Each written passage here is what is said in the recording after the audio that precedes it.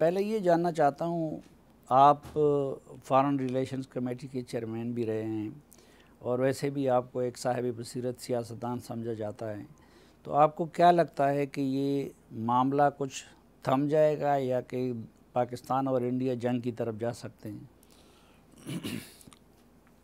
بسم اللہ الرحمن الرحیم وصلی اللہ علی نبی الکریم وعلی آلہ وصحبہ۔ ہندوستان پاکستان کے تعلقات کی نوعیت اور تاریخی اعتبار سے اس کے اندر نشیب و فراز اور اتار چڑھاؤ، یہ تو ہمارے گزشتہ 77-78 سالوں کی ایک کہانی ہے۔ اور دنیا ایک چیز کو ضرور دیکھتی ہے کہ جو واقعہ ہو جاتا ہے،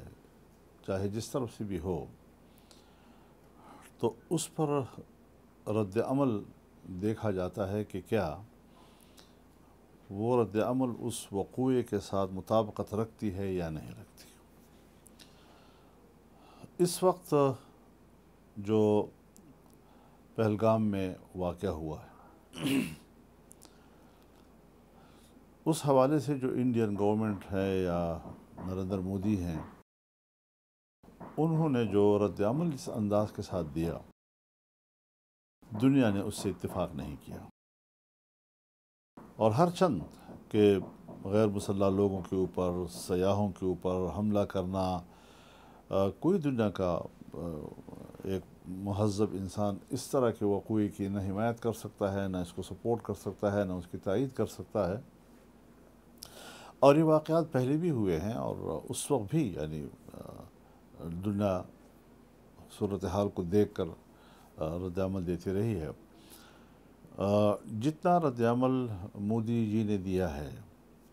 نہ اس کو امریکہ سپورٹ کر رہا ہے اس حد تک، نہ اس کو یورپ سپورٹ کر رہا ہے، نہ اس کو یورپی یونین یا ناٹو سپورٹ کر رہے ہیں۔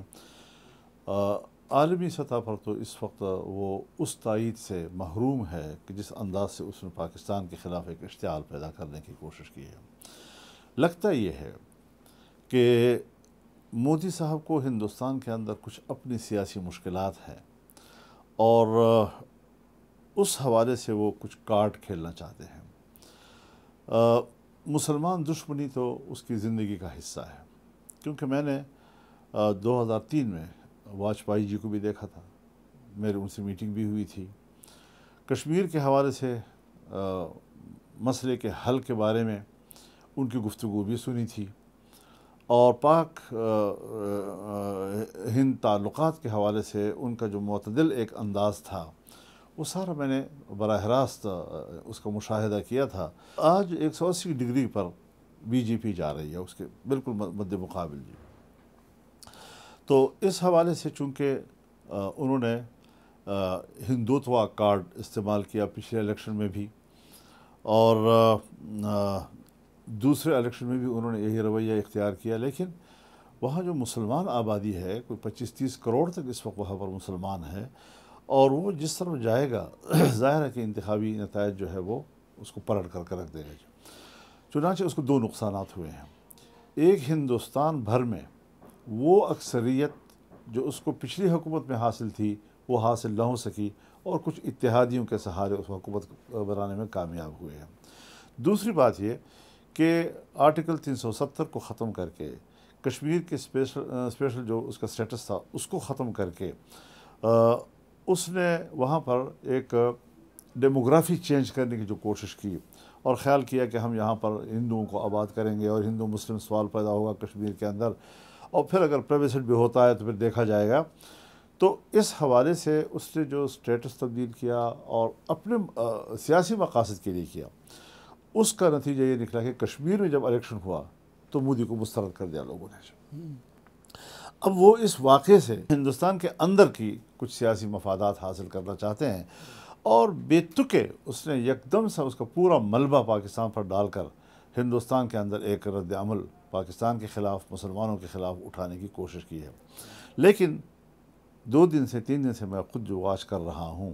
یا آپ دوستوں سے جس طرح حال احوال معلوم ہوتا ہے، میرے خیال میں وہ فیل ہو گیا ہے اور اس کو کامیابی نہیں ملی ہے۔ اور پاکستان نے جو رد عمل دیا ہے ان کے اقدامات کے مقابلے میں، ان کے جارحانہ اقدامات کے مقابلے میں، اس نے بھی پاکستانی قوم کو حوصلہ دیا ہے، اپنے سپاہی کو حوصلہ دیا ہے۔ آپ سمجھتے ہیں کہ پاکستان کا رد عمل ٹھیک رہا؟ ٹھیک تھا، اس لیے کہ ہم جنگ تو نہیں چاہتے، لیکن اس کا یہ معنی بھی تو نہیں ہے کہ ہم بالکل جو ہے سر جھکا کے ان کے ساتھ بات کریں گے۔ ہم ایک ملک ہیں، ہمارے ایک فوج ہے،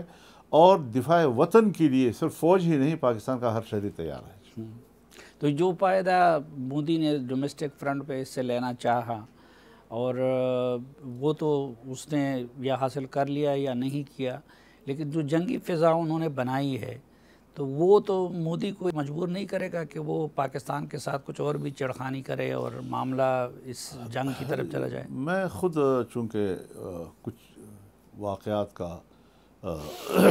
مشاہدہ کر چکا ہوں۔ 2003 میں جب واجپئی کی حکومت تھی وہاں پہ، اور یہاں پر جنرل مشرف کی حکومت تھی، تو اس وقت بھی دونوں ملکوں کے درمیان بہت سخت ٹینشن تھی۔ یعنی ہمارے ریل آپس میں زمینی رابطہ، بس کا زمینی رابطہ، فضائی رابطہ، ہماری فضائیں، ان کی فضائیں، یہاں تک کہ دونوں ممالک کے جو ہائی کمیشنز تھے وہ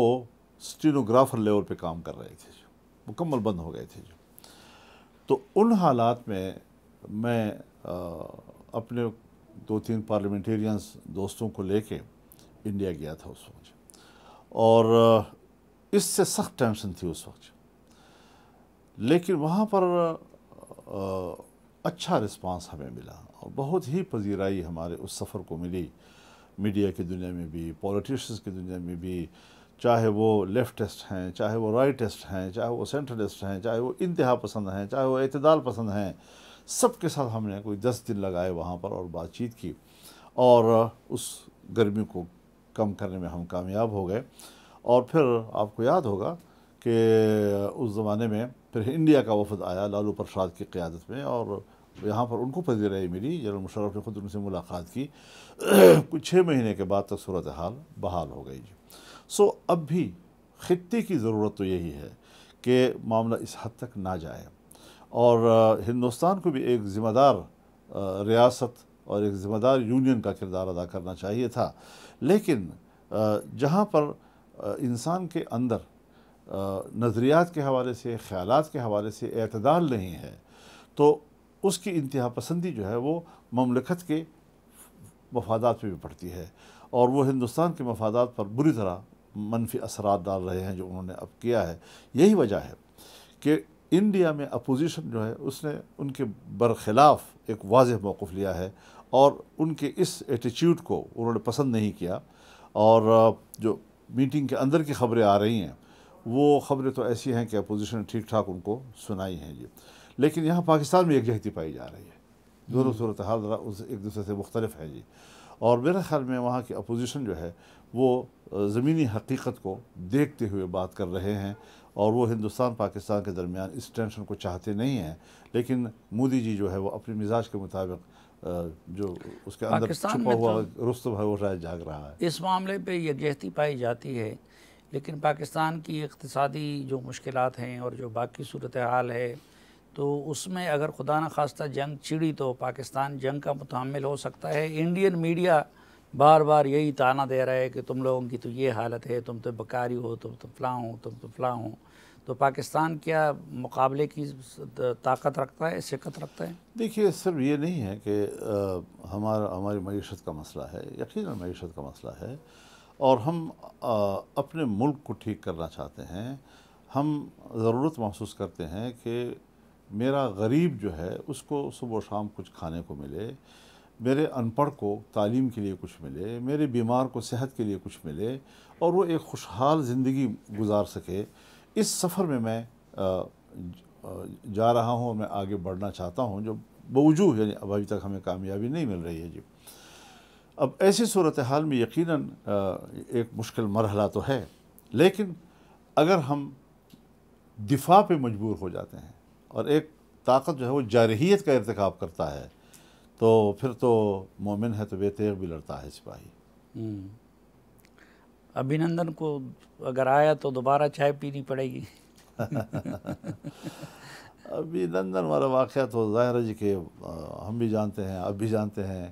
کن کی مداخلت سے وہ ریزالو ہوا، کس کی مداخلت سے وہ چلا گیا. وہ کچھ چیزیں ہوتی ہیں حادثاتی طور پر آ جاتی ہیں، تو اس پر ذمہ دار ممالک اسی طرح رسپونڈ کرتے ہیں، اس کو کوئی لمبا چوڑا مسئلہ پھر نہیں بناتے. تو ابھینندن کا واقعہ بھی تو اسی نوعیت کا ایک غلطی تھی ان کی انہوں نے، لیکن پھر بہرحال ان کو احساس بھی ہوا. اچھا، سنتاس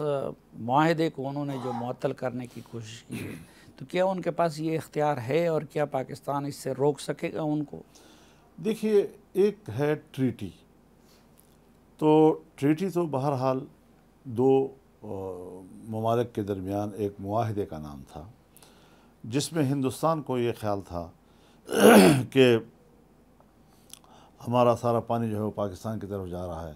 اور پاکستان کو یہ خطرہ تھا کہ چونکہ ان کا منبع جو ہے وہ انڈیا ہے تو وہاں پانی ہمارا نہ روک دیا جائے. تو اس لیے ایک ٹریٹی کی ضرورت پڑی، جس میں ورلڈ بینک جو ہے وہ ثالثی کا کردار ادا کر رہا ہے. تو اس سے پہلے بھی ہندوستان نے ہمارے دریاؤں کا پانی ناجائز طور پر روکنے کی کوشش کی، اس پر ڈیم بنانے کی کوشش کی.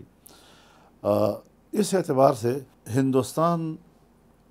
نے معاہدے کی خلاف ورزی کی ہے، صرف پاکستان پر دباؤ ڈالنے کے لیے. اور ہمیں بھی رد عمل میں پھر شملہ معاہدہ جو ہے معطل کرنے کا جواب دینا پڑ رہا ہے. لیکن دونوں معاہدات ہیں اور اسٹیٹس جو ہیں وہ بین الاقوامی فورم پر پابند ہوتے ہیں اس قسم کی جو ٹریٹیز ہوتی ہیں. تو اگر آج کوئی ایک ملک بھی ایک ایسا معاہدہ جس کا بین الاقوامی برادری کے ساتھ بھی تعلق ہو اور وہ بھی اس میں انوالو ہو،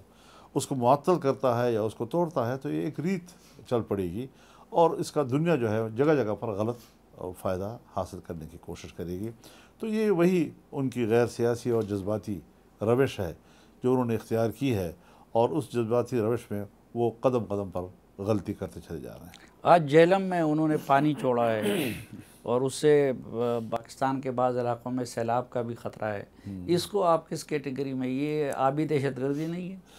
حضرت، میں نے ایک ہی جملے میں بات مکمل کر لی کہ سارے فیصلے اس کے بالکل جذباتی اور غیر سنجیدہ، اور کسی طرح بھی ہندوستان